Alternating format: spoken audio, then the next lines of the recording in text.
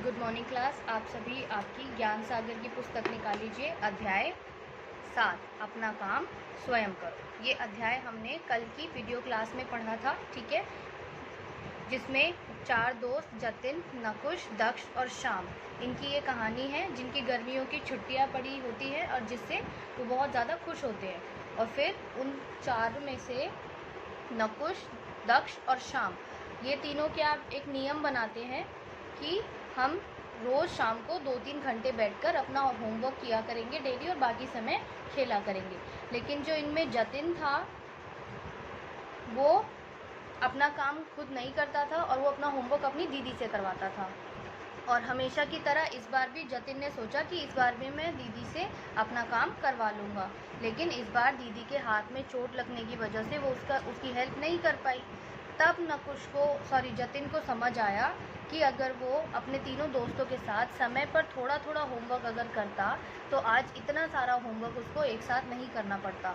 और फिर जतिन ने अपना काम रोज़ सुबह और शाम 4-4 घंटे बैठकर स्कूल खुलने से 2 दिन पहले अपना पूरा काम कंप्लीट कर लिया, ठीक है। और उस दिन के बाद जतिन समझ गया कि उसको हमेशा अब अपना काम स्वयं करना है। तो ये अध्याय हमने पिछली क्लास में पढ़ा था। आज हम इस अध्याय का अभ्यास कार्य करेंगे। अभ्यास कार्य में सबसे पहले शब्दार्थ है। ये शब्दार्थ आपको आपकी ज्ञान सागर की नोटबुक में नोट करने हैं। जैसे पहला शब्द इस अध्याय में जो कठिन शब्द थे उनके अर्थ दिए गए हैं। तो पहला शब्द है बाधा। बाधा का अर्थ होता है अड़चन या फिर मुश्किल, ठीक है। झट से मतलब जल्दी से। स्वयं मतलब अपने आप। जैसे जतिन को समझ आ गया कि उसे अपना काम स्वयं मतलब अपने आप करना चाहिए। होमवर्क आप सभी को पता है, जो आपको गृह कार्य मिलता है, ठीक है, घर के लिए करने के लिए जो काम मिलता है। दरअसल का अर्थ होता है असल में, ठीक है। मन मर्जी का अर्थ होता है जैसे मन चाहे। जैसे आप मन मर्जी करते हैं ना, जब आपकी मम्मी कोई ऐसी डिश बना लेती है डिनर में जो आपको नहीं पसंद होती, तो आप मन मर्जी करते हैं कि आपको क्या खाना है, मैगी खानी है, तो वहाँ पर जैसा आपका मन करता है वो आप करते हैं, ठीक है। तो मन मर्जी, ओके।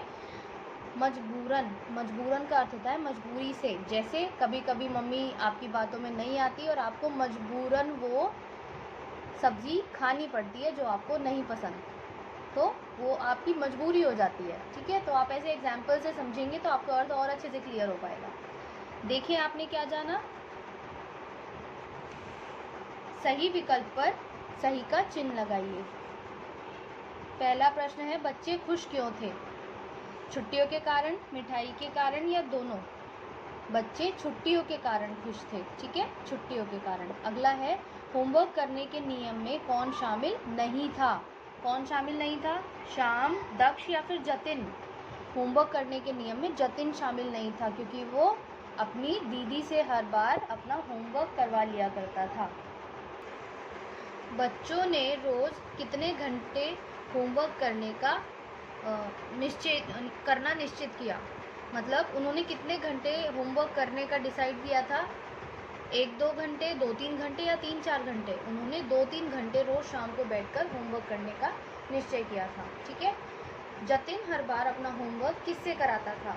वो अपना होमवर्क दीदी से कराता था, दोस्तों से कराता था या स्वयं करता था? स्वयं तो वो बिल्कुल नहीं करता था, दोस्त अपने आप कर रहे थे और वो तो जतिन को भी स्वयं करना पड़ता, वो कभी करता नहीं था। वो किससे अपना काम करवाता था? दीदी से। और वो क्या बोलता था इसको कि मेरे पास क्या है, जादू की छड़ी है जिसे घुमाकर मैं अपना सारा काम करवा लूँगा। वो उसकी जादू की छड़ी कौन थी? उसकी दीदी। 5वां है, इस बार जतिन का होमवर्क किसने किया? स्वयं ने, दीदी ने या दोस्तों ने? इस बार का मतलब है इस बार जब दीदी के हाथ में चोट लग गई थी तो जतिन का होमवर्क किसने किया? स्वयं जतिन ने, क्योंकि इस बार उसको समझ आ गया था कि उसे अपना काम स्वयं करना चाहिए था। किसने किससे कहा? सही विकल्प पर चिन्ह लगाइए। आपको टिक का निशान लगाना है। यहाँ कुछ वाक्य दिए गए हैं, जैसे तुम लोग रहो पूरी छुट्टियाँ होमवर्क करने में। ये बात किसने कही थी? दीदी ने जतिन से या जतिन ने दोस्तों से? ये बात जतिन ने दोस्तों से कही थी कि तुम लोग रहो पूरी छुट्टियाँ होमवर्क करने में, ठीक है। अगला है अपना काम समय से और स्वयं करना चाहिए। ये बात दोस्तों ने जतिन से कही थी या दीदी ने जतिन से?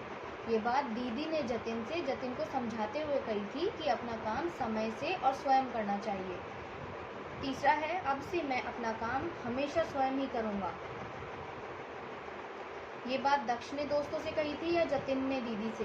ये बात जतिन ने दीदी से कही थी जब दीदी ने उसको समझाया और उसको इतना सारा काम खुद से करना पड़ा, तब उसको समझ भी आ गया था। तब उसने कहा अपनी दीदी से कि अब से मैं अपना काम हमेशा स्वयं ही करूँगा। ठीक है, अब यहाँ पर कुछ प्रश्न उत्तर हैं। ये प्रश्न उत्तर आपको आपकी ज्ञान सागर की नोटबुक में नोट करने हैं।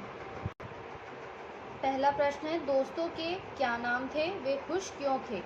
दोस्तों के क्या नाम थे? दोस्तों के नाम जतिन, नकुश, दक्ष और श्याम थे। ठीक है, वे चारों गर्मी की छुट्टी के कारण खुश थे।